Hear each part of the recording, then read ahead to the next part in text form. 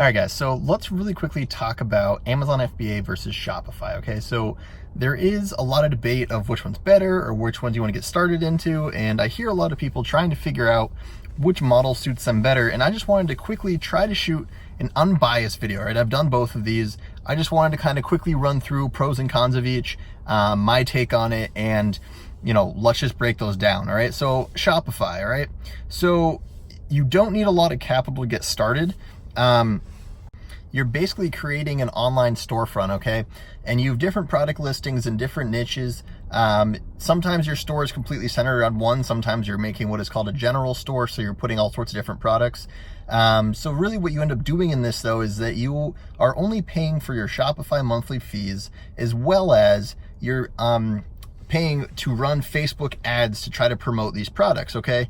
So this is a lower cost, but understand that you now have to go and learn the art of actually running effective Facebook advertisements, as well as Google AdWords, depending on which way you're going.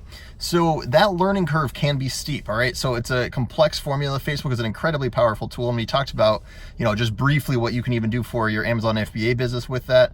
The targeting is immense. So you can go into this, but understand you have 0 customers to begin with, and you have to go and create your traffic, and that traffic comes from the ads that you make. All right, so you now are not only responsible for doing your product research to find that product, but then you're also going to take that product and now try to go create ads that will drive traffic to your product. And that has to go into targeting. That also goes into ad copy. That also goes into video or photos. All right, so you're doing a lot of different things that you are now testing, and you're not sure which part of those where things go wrong. Okay, so it takes a little while to actually hone in on where in your process are things going wrong, because there's so many more steps that you're doing. And it can be an awesome model, right? You can make a ton of money from it, don't get me wrong. I just think that there's a lot more than people realize, and the people gravitate towards it because you're paying for some Facebook ads, and you're paying, I think it's $30 a month, maybe it's $40 a month for Shopify. And in that capacity, you're also testing a bunch of different products, right? You have the ability to throw up a different product. And let's just understand what we're doing really quickly. So when I say Shopify, I'm referring to Shopify dropshipping, okay? And what dropshipping is that people are usually importing products from AliExpress or China. Some people have suppliers stateside. But what you're doing is you're actually running ads, and then when someone purchases your product, you're taking their money and you're going and buying that product from the supplier and shipping it directly to that customer. All right, so that's what this model is about. So some of the pros of this, again, are low capital, all right? So you don't need a lot to get into it.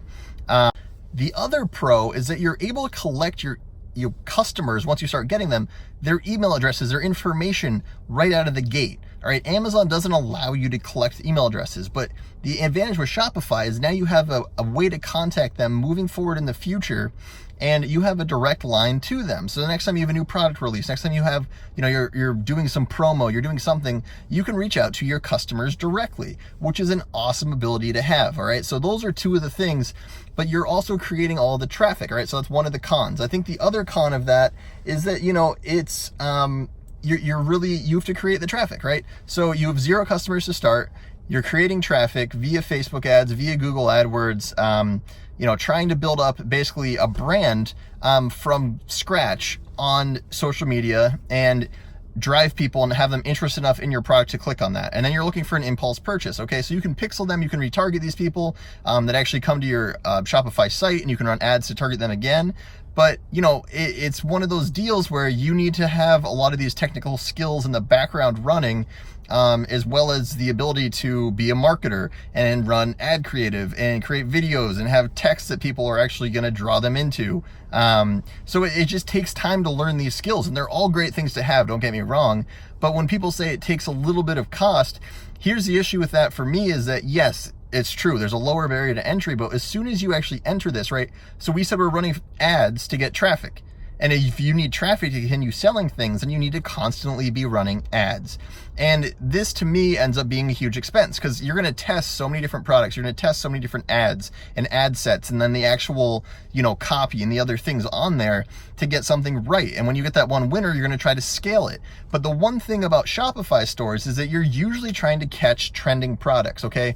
So fidget spinners is a great example, classic example, I know, whatever. It still works in this because a ton of people want it. it, right? So there's a huge demand and you're making a ton of money. But in that scenario, you're not holding a bunch of inventory. So if that goes out, then that's okay.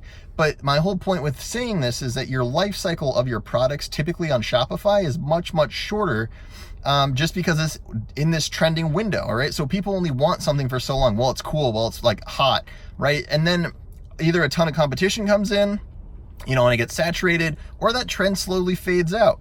And over the time, that this actually happens is, completely contingent on a number of different things, all right?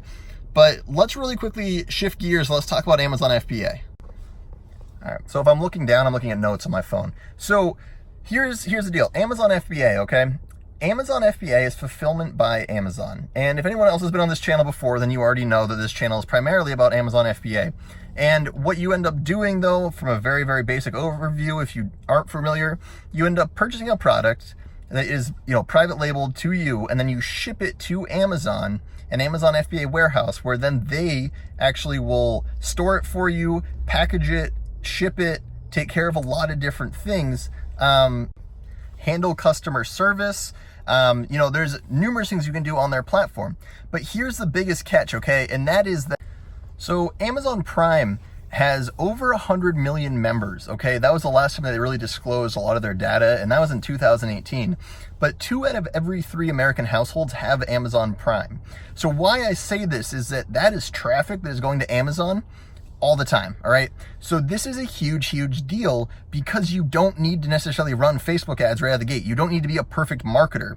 Now, there is something called Amazon PPC, which is gonna help you rank an index that is a crucial part of Amazon, but you're not learning the ad copy. You're not learning how to create videos, how to create text that converts, how to do a lot of the things that a marketer in the psychological aspect of these things go into it, all right? So continuing on, typically you have an evergreen type product. And what evergreen means is that it's consistently selling, okay? We're typically not getting into seasonal products or trending products, so the life cycle's way longer, all right? So I have friends that have been selling the same product on Amazon for over 4 years, and they just continue to do it like clockwork. It's a lot more automated, it's a lot more in the background, whereas with Shopify, it seems like things are kind of going up and down and you're catching different trends. Again, you can make a ton of money in both scenarios. It's just how do you actually want to spend your time and what is more interesting to you, all right? So the cons of Amazon, though, are that it costs more money to start up, all right? So there is a higher entry fee. Part of that actually can be looked at as a positive thing because you're filtering out a bunch of people, but at the same time, I understand that it's almost more of a risk out of the gate, all right? So risk mitigation is something that we do talk about, and here's the issue, though, all right? So for me, if you do the proper product research, and you're gonna spend the time to scale and build something, I want longevity behind that. That's my goal always, right? Is to have something that's gonna continuously bring in revenue for you, all right? And that, to me, is Amazon FBA. That's just been my experience. That's been something that I've really, really enjoyed. So really, at the end of the day, though, Amazon, it does take longer to create a brand. Whereas with Shopify, you are, from day one, running your advertisements and running everything else too at a slant of your brand, catering to a specific audience, about your unique value prop, about, why you started your company, about a lot of these different things. And that, in a lot of ways, helps tremendously later on, all right? If you can find products, sometimes there's, I should take that back, but for the most part, I see a lot of people doing trending products on Shopify.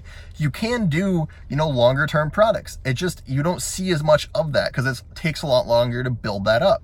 And so you can go either way with these, all right? I'm trying to break down some of the components just to bring attention to those, because I think a lot of people are stuck between the two models. And at the end of the day, here's the deal, guys. You can do either one, all right? You can be very successful at either one of them. The thing that you need to do, though, is pick one and go all in on it, all right? So you can have all the knowledge, all the skills, whatever else too, but if you don't take action, it doesn't mean anything, all right? If you don't actually go and apply something and go test something and go try something, then that's great, you have the knowledge, but it doesn't really mean shit in the long run because you're not making moves and trying to push forward with that. So my whole point in this entire video is to highlight some of the, comparisons, contrasts, all right? So I've done both, like I said. I know people that are very successful in both, arenas. At the end of the day, what you really need to do is pick one and go all in on the one that you opt for, all right? So there might be different reasons. There might be a capital issue. It might be a, oh, I want to catch trends and, go build something, and then I have ADD, so I want to go build something again. maybe it's that you want to mitigate risk. All right, so I'm interested in starting a business, but like I'm trying to figure this out. Here's the deal though. Understand that both models, it isn't as simple as a lot of people tell you.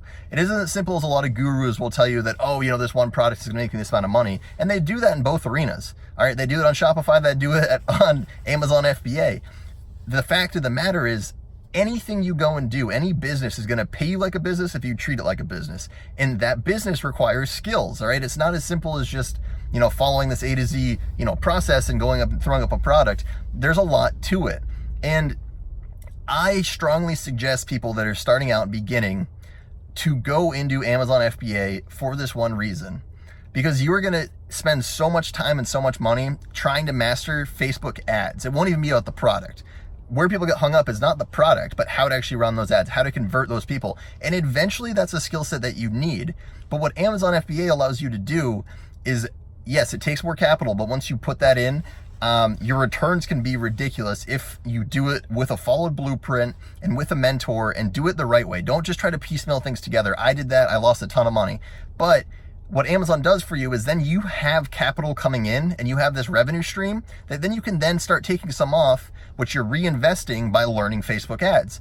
Whereas your other business model with Shopify, it's completely contingent on your ability to be an actual digital marketer.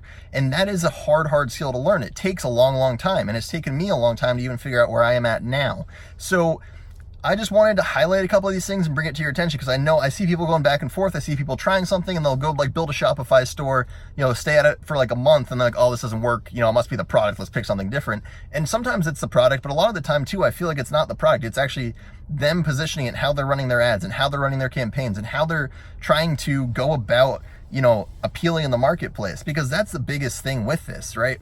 So I see like the number one thing I'll just throw out there right now is that people will run Facebook ads for like 3 days and kill them. And that's a huge mistake, because what you're doing is you're buying pixel data. You're supposed to lose money at first when you start running ads. That's really one thing that I see all the time that I'm just going to throw out there. Anyways, I hope this video helps. There's some pros and cons. This is just my opinion. All right. So to each his own. Everybody's different and everyone has their own strengths, weaknesses. You know yourself way better than I do. This is just from my perspective, and having done both and having gone through both things, where I would go and what I would do to start. All right, guys? If you found some value in this video, all right, consider subscribing, join our Facebook group, and smash that like button, and we'll be back on the video soon. All right.